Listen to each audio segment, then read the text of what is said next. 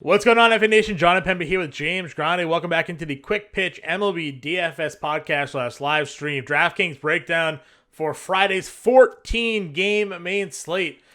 James, hopefully we have better luck with today's video because at the time of conclusion of yesterday's video, we lost one starting pitcher, and then by the early morning, we lost a second starting pitcher on a slate where there was only 5 games. So we have 14 games. Maybe we can afford to lose a couple pitchers, but those are two big ones on such a small slate that we had here for Thursday. Yeah, and we already didn't have one because we didn't know the Royals official starter either. So 3 starters down before the podcast was even posted, or before people even woke up to see that it was out. So yeah, hopefully better luck. Fortunate for us if that ratio remains, we'll have a better percentage of getting the starting pitchers correct, since you mentioned there are 28 of them on Friday's slate. As always. 14 games, and the highest price pitcher over on DraftKings for this slate is one of the pitchers that was scratched from yesterday. That's Shane McClanahan. He's $10,200. Same exact matchup for him. Getting the Kansas City Royals are at home. Only one pitcher on DraftKings above $2,000. That's a little bit of, above $10,000. That's a little bit of a rarity, given the high-priced plays that we've had over the last handful of slates.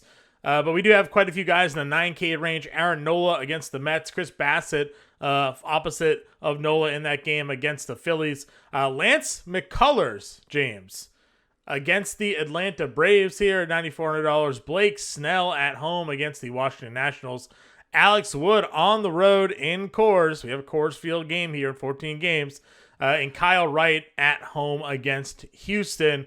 I'll say that I'm a bit surprised to see, how effective McCullers was right out of the gate, right? I mean, this was an elite pitcher, but he's always dealing with arm problems. Makes his first start, goes up against Oakland, 6 innings, 80 pitches, 2 hits, $9,400, and now he's in an elite strikeout matchup against the Atlanta Braves. So all of that sort of 9K and above grouping, how are you going about your pitcher rankings? So I definitely think we liked McClanahan. I do actually like the extra day's rest because, we talked about it yesterday. We don't know if the struggles had anything to do with, arm fatigue or the amount of innings wearing on him compared to what he's thrown in the past. So I do like the extra day of rest. We saw Luis Patino shut the Royals down, how inconsistent that offense can be at times. Right. So I like McClanahan quite a bit. I think Nola's fine for tournaments. On the flip side, I like Bassett for tournaments as well. Nola has pitched to a sub-3 ERA. This is his 5th meeting against the Mets. Yeah. He hasn't beat them yet, but he has pitched well, over 20 DraftKings points per game against them. Same thing can be said for Bassett. He's actually pitched a little better than Nola against the Phillies. Bassett 2-0 against the Phillies this year in 3 meetings. This is his 4th start. Yeah. 1 ERA. So I like all 3 of those guys. A bit telling that Bassett's averaging 21 fantasy points while having 2 wins, and Nola's averaging 21 fantasy points while having no wins and 3 losses. So, yeah, what could be for Aaron Nola if they could just score against the Mets. And by the way, you said there's only one pitcher in DraftKings, 6 over 10K on FanDuel. Shocker. Any notables that aren't listed among the 9K guys here? Blake Snell is 10.5. Martin Perez is 10K. And Kyle Wright is 10.1. So nothing crazy. Perez would be the big difference. Perez is 8,100 on DraftKings. So that's a 2K price difference between the two sites. I don't hate Snell at 10.5 or being priced up. We've talked about the Nationals, and it's lefties, right? That we're giving them the righties. They've actually been a little bit better, even though Darvish did have 9Ks against them in his last start against them for right-handed perspective. But lefties have been the one doing the strikeout damage, and Snell was one of them in his one start against them this season. 6 innings, 3 hits, 10 strikeouts. Snell under 4 ERA now. I mean, listen. Finding a bit of a stride here is Blake Snell. Hasn't allowed more than an earned run in any of his last 5 outings. And if you want to go back, that actually stretches past his last 7 starts. It looks like he's only given up more than 1 earned run once. So Blake Snell finding a second half groove here. In Course was the was that Right. one game outside of his dominant stretch. So like, give him a pass there, right? Like that's just what happens I would say so. sometimes. Yeah. Yeah, I'm with you. I think Snell 9,300. And the guy I won would a Cy even. Young like 3 years ago. He So did. He did win a Cy Young. I think it's been a little longer than 3 years now, feels like 3 years. but COVID does. like just sucked away I like know. most of my life. So Touche. Yeah. So I'm in on Snell. Honestly, I think it's pretty contrarian to look at Snell 10-5, right? But we're getting deeper into games. 3 of the last 4, he's registered a quality start. We know the strikeout upside is tremendous. he's probably a better FanDuel pitcher because you don't get hurt by any walks or hits True. that he allows. So I kind of like. Well, the only thing I'll say is the price. Like he's 93 on DraftKings. That's really good. 10-5 on FanDuel is like a little, but I'm still willing to pay that price. I think like of this, upper room, so to speak, McClanahan would be my SP1. what is McClanahan on FanDuel? He is 11-2. Okay. Is he the only one above 11K? Yeah, only won 11K. Nola 10-7. Snell 10-5. But I think like McClanahan, my SP1, I think Snell is close behind. Yeah. I won't argue with it. I don't really, like I said, I think McCullers is interesting in GPPs, just the fact that he threw 80 pitches and went 6 innings. Now, Atlanta did put some runs on the board against DeGrom tonight, so, they're not always the easiest out. That's for sure, but they do strike out a lot. He had 9 strikeouts and 6 2/3. So if we're going under 9K, you have McKenzie at home against the White Sox. You got Luzardo against the Dodgers. We're not really going to go up against the Dodgers, but Luzardo made a couple starts. He was fantastic against the Cubs. Struggled against Atlanta last time out. Brady Singer against Tampa Bay at $8,300. He is coming off a really good start against the Dodgers. 6 innings, 1 hit allowed. Another guy that outside of like a rare outing has been really dominant of late for Kansas City. Gaussman against the Yankees, not going to go there. Martin Perez, as we mentioned, big price discrepancy. He's $8,100 going up against Minnesota.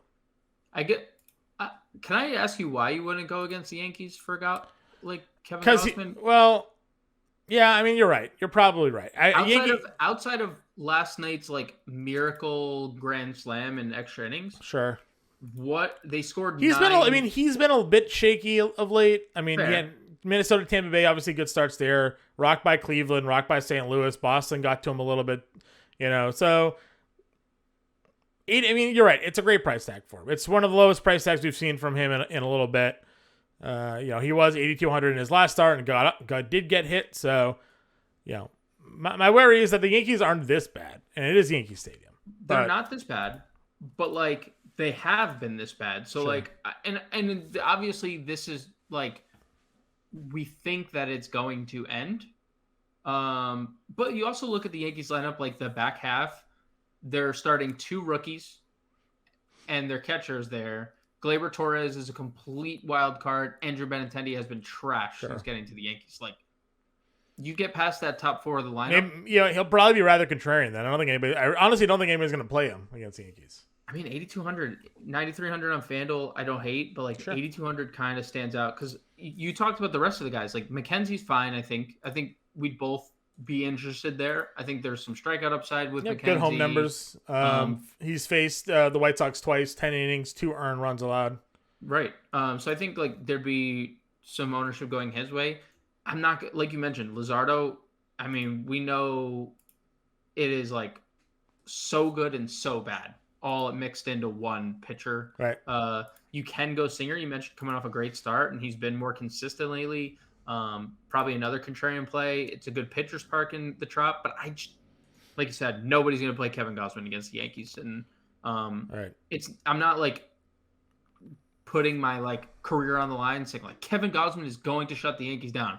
But if playing multiple lineups, the Yankees scored 9 runs in 7 games prior to Wednesday's 8-run game. And again, it's Thursday. It's late in that game. It's in the 8th inning. They have 2 runs tonight again. So, yep. Anderson is pretty interesting below them. If we want to talk about strikeout rate against left-handed pitching, sure. Over the last month, it's actually the Marlins at the highest strikeout rate at 30.3%. If you wanted to, $7,900 going up against Miami here. He's been strong. He went 6 innings and 7 innings. These were his last 2 outings. So pitch count and pitching depth into games isn't bad. I know he's not a big strikeout pitcher, but he is facing a team that now does strike out. So does that give him a little bit of a boost? Does he maybe get 5 or 6 strikeouts instead of the 3 or 4? And if he does, that's an extra 6+ points that he throw to his total. I mean, man, it is hard to look at a strikeout rate for a team that's 32.7% in an 18-day sample, right? Like that's a pretty big sample. And I said it on the seasonal podcast with Matt Sells and Colby Conway that Tyler Anderson has been like a godsend. The Dodgers starting pitching group is hilarious. Like Gonsolin's like 13-1, Anderson's 13-2. They're doing this all without their guns. They're getting Dustin May back in like 2 days. Yeah, I mean it's been he really has been somewhat of a godsend for them. Just considering Buehler shut down and Kershaw's been in and out of the rotation all year. So yeah, I think Tyler Anderson is a fantastic play. 7,900. I would right now amongst the pitchers that we've mentioned is my clear-cut SB2 for cash. Yeah, look, his home numbers too this year, fantastic. I mean, again, he's been great all year. 7-0 at home, a sub-1 whip, sub 0.9 whip, 0.86 at home, 2.30 ERA at home. So you're getting a Marlins team that strikes out. You're putting him in a Dodgers park, favorable to Anderson there. So yeah, I'm with you. I think 7,900, you kind of lock him in into that spot. Below him, how are you feeling about the rest of that 7K range? We got Lance Lynn, Tyon, Cole Irvin, which is somebody that we had been playing. Obviously got hit a little bit by Houston, kind of expected. $7,400 for him there. We know that their offense is gone. They just released everybody. Miles Mikolas at 7,300. Your boy Sandoval against Detroit at 72. Tommy Henry, 7,100 against St. Louis. Graham Ashcraft is back, 7K against Pittsburgh. I love using Lance Lynn in tournaments. He's just a year removed from like a top whatever Cy Young candidate run.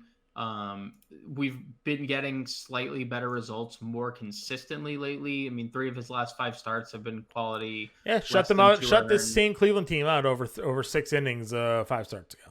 And we're getting strikeouts too. 5+ in 6 straight games, 6+ in 5 of 6. So like the strikeout rate's on the rise too. So I like Lance Lynn of that group. Irvin's just hard to use because how is he going to win games? I mean, they scored on the Rangers, but true. This is true. And they have their best 2 players both play catcher. They're both now catchers. And they're hitting. Both of them are hitting too. So I guess that's fair. Seattle's not an offense I typically love to target, but you can. Sandoval just doesn't go deep into games, and another guy who just doesn't win games either. Yeah. Look, he hasn't won a start since May, so you can't trust him getting not the best down here. You know what though, John? Miles Mikolas is this price based off a start in course. Yeah, he's been trash on the road. That's my one worry. He's been trash on the road, but can we remove the 10 earned runs look at it. 2 of his last 3 road starts were Coors Field and Great American. All right, that's fair. 16 earned runs in 7 innings will certainly do that to you.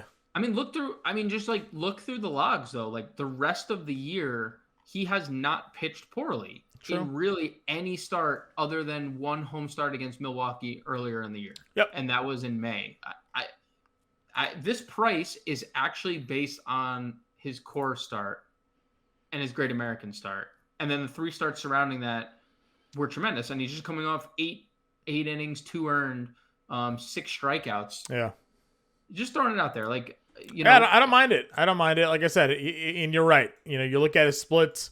His road ERA is 4.59. He's given up 35 earned in those 12 starts, but he just gave up 16 of those 35 in 7 innings. So definitely good to sometimes take a step back, take a breath, look at the numbers, and see what is happening there. So I don't mind it. We know St. Louis can rake. Henry being a lefty also. Means you have St. Louis versus the lefty in that matchup. So I'm with you. 7,300 is good value. Would you go any lower? Do you have any interest in anybody else?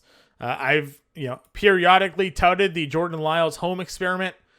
He is home against my Boston Red Sox here. 2.73 ERA at home. It continues to hold up. Yep. He faced the Blue Jays, only allowed 2 earned. Faced Tampa Bay, shut them out over 5 2/3. If you're just looking to punt, I mean, 3 of his last 4 up over 15 fantasy points. 2 starts over 20 fantasy points there. It just kind of throwing names against a wall here. Carter Crawford on the flip side has been pretty decent for Boston as well. I don't hate Lyles at home. He's not like the most exciting play. I think there's enough like Anderson, Lynn, Mikolas. Sure. I think you can get a lot of offenses with those 3 guys being your spend downs. You might be able to play both of them because I mean you got Urania pitching in Coors here. True. That's also true.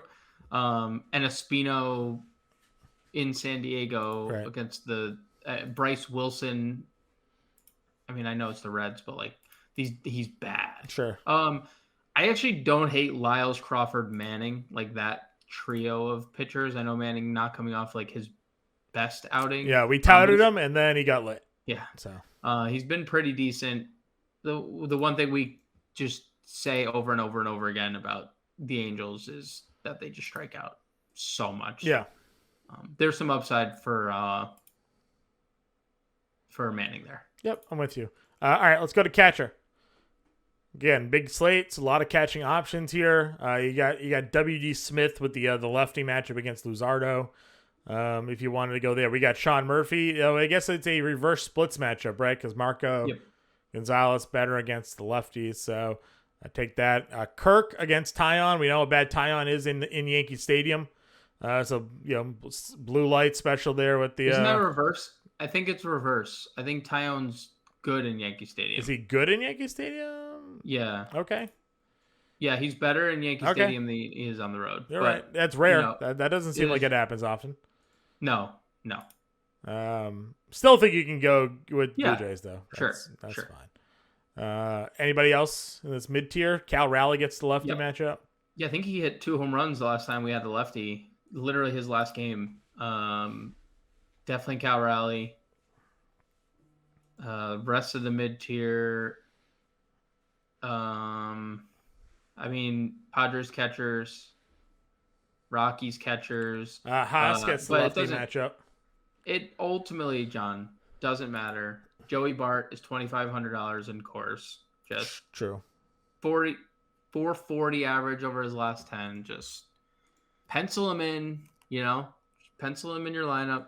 Move on from there. It's very easy to fit the rest of your build with 2,500 Joey Bart. I agree. I have no other complaints there. First base. Goldschmidt at 58. Yeah, man, he is right. Just a different. He's a different. This 353, 1,100 OPS last 10. 3 hits in the last game. A little bit of return to Arizona action. And gets a lefty. And he gets a lefty. Yep, gets the lefty. Crone gets a lefty in Coors as well. Alex Wood being there. Mm-hmm. That one certainly is something to watch it for. It's mid tier guys. Where are you peaking? I'm not. I mean, like Olsen has shown a lot of power. I like that ballpark in the summer. If you want to play that, McCullers' second start back. It's not like he's always been so dominant against lefties. Mancini homered again. Yeah. If you want to play Mancini. I know Ty France has been slumping, but he does have the righty lefty there. Sure. Would you do Miranda against Perez? Yeah, probably Miranda. Some good numbers there for him. I know Perez has still been okay, but not as nearly as strong as he'd been. Nate Lowe homered again today. Yeah, where was that when the whole world stacked the Rangers? Yeah, no idea. But 3,200 for him against Dylan Bundy. Yeah, that's a great spot. Are we gonna have another Ranger slate, John? Probably. Please no. Maybe instead of full on stacking them, we just pick one. Nate Lowe. You just And Nate play Lowe's our Nate guy? Lowe, yeah. Well, don't play Marcus Simeon because that guy stinks. Yeah, he's terrible. He's terrible. I got nothing else though. I'm looking down at the value tier. Pasquantino gets a lefty. Right. Kind of talked about that earlier, or when the original pitcher was supposed to be McClanahan. We didn't love it. Right. So I don't think we need to go. I mean, Nate said Nate Lowe at 3,200 is hitting well. He gets Dylan Bundy, right? Like, why not just agreed lock that one potentially in there? Second base position, Altuve's at the top at $5,400. Brendan Rodgers in cores against the lefty at 51 will probably be pretty popular. We talk about that split matchup for him all the time. Better at home, better against lefties. It kind of all stacks up. It all depends on what you think of Alex Wood here, if you want to go there or not. Under them, anybody under 5K, if you were to rank them, Cronenworth probably at 46. Yeah, love targeting Espino. As long as he's going to remain in the rotation, that's a great play. Edmonds good against lefties, isn't he? 4,400. He's fine. They're just he's just not I can't actually believe he even has 24 stolen bases. I feel like he hasn't done anything forever. They hit him in like a weird spot of the lineup too. They keep on moving him around. I feel like I would rather just play like Estrada than Edmund in cores. Do they move Wilmer Wilmer, who's 38? Sure. I'd probably rather just play those two guys. Okay. Value? Your boy David Fletcher. Yeah, I mean, I don't mind it. Just Better against absolutely lefties, but I mean, just hitting right now. So yeah, just raking. um, It's not like, I mean, we mentioned Manning, but it's not like he's like this untouchable dude. He's not at all. yeah. We've talked about Wilmer hitting better against righties this year. If you want to go, Yeah, I like Wilmer. 3,800 is a good price. Yep, get him in cores. Anybody else for you? If you want to play Christian Arroyo, who's popular 2K, but he Sure. let everyone down. Red Sox did in general. A lot of offenses did in general on Thursday. So if you want to play Christian Arroyo, 2K, Von Grisham just keeps hitting, by the way. So he just keeps hitting. I think he had 2 hits against DeGrom tonight. did he? Yeah, he's 2,100. He gets McCullers. So I'm fine going Von Grisham if he's in the lineup again. And then Christian Arroyo if he keeps being in the lineup, just keeps hitting. So 2K still Christian Arroyo, no respect. Third base, favorite position for us generally on the board. Machado against Ospino, Ramirez gets Lynn, Devers gets Lyles, Arenado gets Henry, Riley gets McCullers, Bregman off his big game gets Wright. I mean, just chock full of talent, and none of those guys are in Coors Field. Machado likes righties more than he likes lefties. Jose Ramirez definitely probably has BVP here, right? I would imagine, yeah. It's going to be Arenado for me. I think we're going to try to against the lefty, especially if you can really play like a couple of those mid-tier pitching options today on this slate. Like it doesn't feel totally necessary if maybe you can get 220 plus performances out of guys in that like under 9K range. So, getting Goldie and Arenado in a mini stack, I think feels pretty nice. Jose Ramirez 8 for 23, 3 bombs. Yeah, that makes sense. But I agree on the Arenado front. Devers GPPs for sure. But and I think Bregman. I mean, listen, we like Wright, but he hasn't been like shut down. It feels like lately. Dude, and what have we been saying about Bregman this year specific? Yeah, he hits righties. It's been right-handed dominant season for Bregman. So yeah, two starts ago for righty, he got 4 home runs against the Mets. So yeah, in a hot night in Atlanta. Yep, against a team coming off 21 runs. Yeah, today's early slate baseball was hilarious with the scores. 3 teams up over double digits. Absolute worst. Mid-tier guys, Chapman at 49. You got a whole bunch of people with lefty matchups. McMahon, obviously, Suarez. McMahon being a lefty, Muncy being a lefty, so kind of have to cancel them out. But maybe Suarez against Irvin. Mm-hmm. Turner, I think, at 41 against Luzardo at 41. Yep. Is a good spot there. Lefty righty spot for him. Let's see. Anybody else under 4K? Yandy Diaz 4K. So do they call? Lightning's not going to strike twice. He's not he gonna won't. homer Diaz isn't gonna homer again. Longo 34 in Coors. Yep. Urshela 3200. Yeah, Gio. We know Gio better against lefties this year. Not a great season for him, but put on the board. JD Davis 2700 in Coors. He's been hitting for power. Where is LaStella in Coors? $2,100. I was trying to find Montero, but did they move him to? Montero's a first baseman only.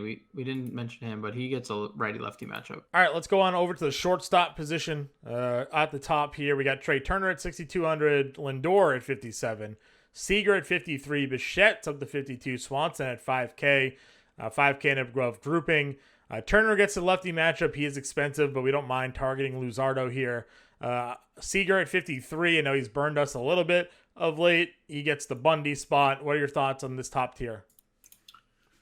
I don't have much interest up in this tier. Okay. I think Correa 48 is a good price tag. Javi Baez gets a lefty 43. Jose Iglesias gets a lefty in Coors 42. That's very safe. Mentioned Thairo Estrada earlier at second. You could also play him at short. Paul DeJong 39 against a lefty. He fits in any Cardinal stacks. It's a cheap play to get more exposure to St. Louis. We always mention Jorge Mateo, ready on the mound, easier to steal. So I think you don't have to spend up if you want. Like Turner, you could definitely play, and Lindor and Seager in tournaments and stuff. I think Seager's been garnering a bunch of ownership lately. I don't think that's necessarily going to stop here considering Bundy's on the mound, but I don't think you need to spend all the way up. Sure. Again, you mentioned some of those guys in the mid-tier already, so I'm kind of in agreement with you. You got Correa versus that lefty spot. Baez gets that lefty matchup that we talk about. Iglesias, we're big fans of, obviously, in Coors gets the lefty matchup. So intimidating is Jose Iglesias that they pulled it wasn't Max Scherzer. Who'd they pull the other day on the mound against them? Jordan Montgomery. Yeah, Jordan Montgomery. So intimidating. They pulled Jordan Montgomery. I saw a tweet earlier today. I don't know if you saw it as well, but Ha-Seong Kim over his last like 180 at bats or whatever it is, he's hitting like 320. The guy's been lacing the baseball. So I'm with you there. All the guys you mentioned at shortstop work for me. Is there anybody else that you're missing or any other value you guys want to discuss? I don't know. I don't see anyone like sub 3K unless you do. No, I mean, we used to play Miguel Rojas versus lefties, but we're kind of in on Tyler Anderson. So B-Craw is 2K, John. So if you want to play Brandon Crawford, he's 2K against. Oh yeah, that's true. We didn't mention, and you know what? Does Elvis Andrews? Oh, he's still listed as Oakland. He's still listed on. Yeah, Oakland, so. Not listed yet. We didn't mention Brandon Belt at first base either, but 2,800. I'm just going through like Coors. They are so cheap. Yeah. So B-Craw 2K I think is it's because their offense generally sucks, but generally does. I agree, but it isn't the worst spot here, Yep. in Coors Field. I agree. All right, let's go to outfield. Got Ohtani versus Manning at 65. Hard not want some action there.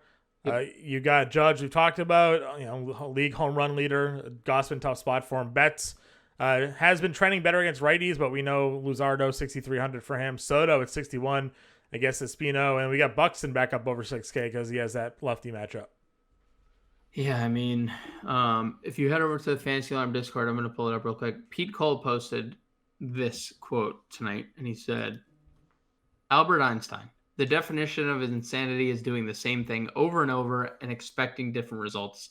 And then he followed up by saying, me playing Judge every single night this week, waiting for the breakout. Right. And that's kind of what it is right now. And kind of why I was talking to you so highly. He was 20% rostered yesterday. I mean, everybody's just like waiting for the 2 home run game to come. So, do you want to know what his ownership was this evening, John? What was it tonight? It is 41%. 5 games though. So 5 games, correct. So like, you can play Judge if you're crazy. If you want to go back to the well there, thinking the Yankees are going to break out. Yep. I think Mookie and Soto are probably the two guys here, though. Okay. And Otani, but 6,500. It's expensive. Crazy, yeah, it's expensive. Julio Rodriguez 5,600 gets Irvin. It's a lefty great. righty matchup there. Yep, we think that's great. we are fans of that. If you want to go Springer Tyon matchup, Teoscar Tyon matchup. Springer has 5 hits tonight, by the way, too. So he's a good player. Yep, very good player. Not really in on Baltimore bats. Nope. For tournaments, fine, right? Like they're Mullins with the lefty and Santander like both have the wall on their side. Yeah. So didn't get moved back for lefties. Yeah, I'm trying to think. Grichuk gets a lefty at 44. In course. O'Neal's just been so disappointing. Yeah, no. It's stacks, strictly stacks. Even in stacks, like he's been super disappointing. So to be fair, Harris at 41 against McCullers. Again, I don't really want to run against McCullers, but he got paid. So he's been decent. To your just backtracking real quick. Yeah. To the point about Tyler O'Neill. Last 3 starts, 12, 14, 19 DraftKings points. So signs of life. He also hit like near the top of the order a couple times. 3 multi-hit games in those. So just throwing that out there, just to pad your sure. I mean, again, the need more of it, right? The last 4 games is great. So let's get it going. Let's see some more out of that. If you wanted to go and roster him, we're going to see more consistency. Brian Reynolds is hot, 4,100. They're just not touching the price point. So, Ashcraft doesn't do much for me here. Nope. Boston bats. I'm seeing JD Martinez, but I've yet to come across our boy Alex Verdugo yet. Well, that's because he's going to be he's probably cheaper than he was, honestly. His name's $3,100. Another $100 increase, right? No, I think he was 31 yesterday, unless they lowered him for today. So okay. So Verdugo at 31 is just great value, for sure. We talked about Chris Taylor the other day. Generally hits better against lefties if you wanted to run that out there. You generally mentioned Hampson at 33 again when he's got a lefty on the mound. McCarthy gets Mikolas at 32. Sure. Let's see. Mitch Haniger, 37. Yeah. Gets a lefty. Haniger, 37. Oscar Gonzalez is a guy that you've been high on. He's at 36. Yep. Both those guys are solid.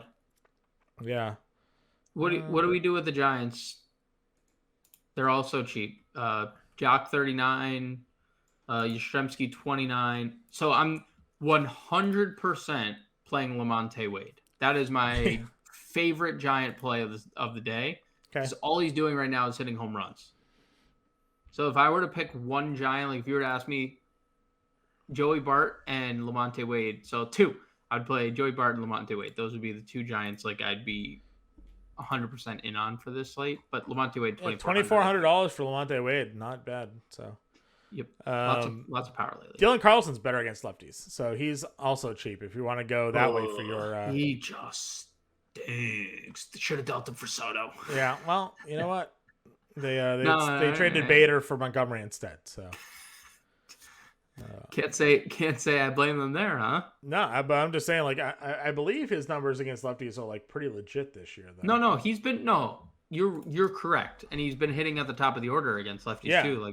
They lead him off, but I'm just saying. Unless they go, who's been leading off for them lately? There, Lars Nootbaar. Yeah, he's a lefty though, so sure. I think you're right. Carlson against 318 batting average this year against left-handed pitching for Mr. Dylan Carlson there. So yeah, you're right. He'll lead off.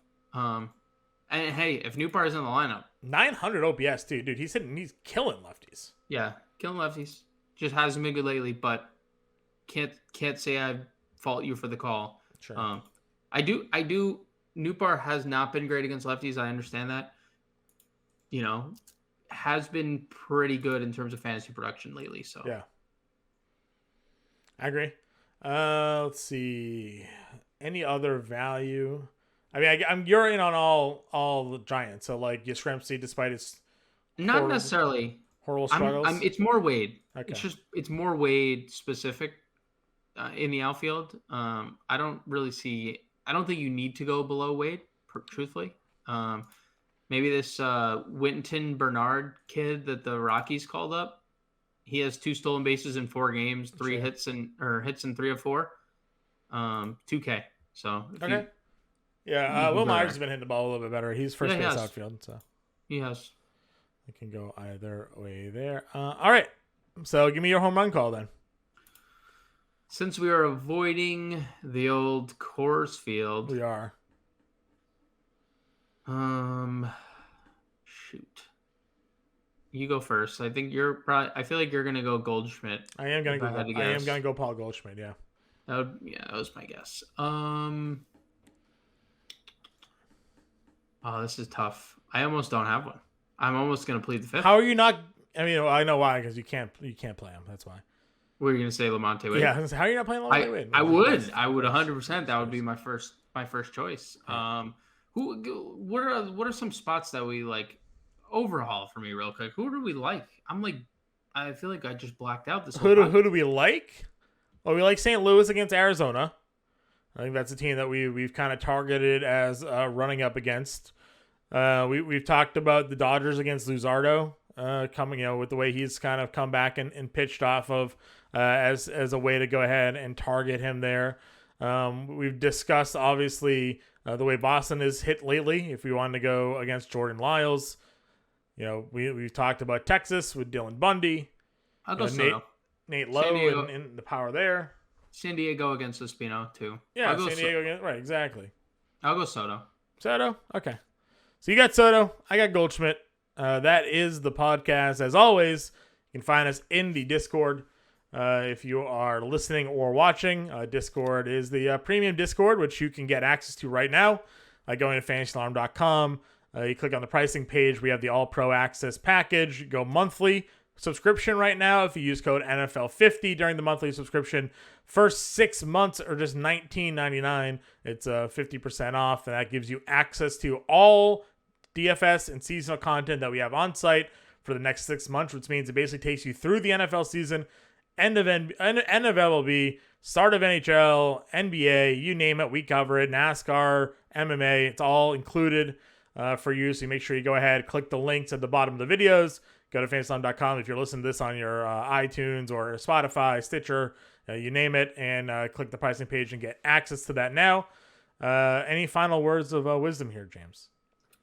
Nah, we'll be back Monday with the podcast with this video form. If you listen on whatever, you can listen through your iPods. If you still have a cord. Shout out to what, John? This is my parting. I joined the iPod AirPod gang not too long ago. But shout out to those who stuck with the wires. The wire gang is the real I do not have MVP. earpods, but I do have Bluetooth headphones, so that counts, I guess, kind of. Yeah, no, you're not a true wire guy. I stood my ground for a long time, rocking the wire, tuck it in the shirt, but I did join the AirPod gang. But shout out to all you people still intake all your podcasts and stuff with the wires. You guys are the real MVP. Yep. All right. So that was a way to end this, of course. So James and I will catch you guys later.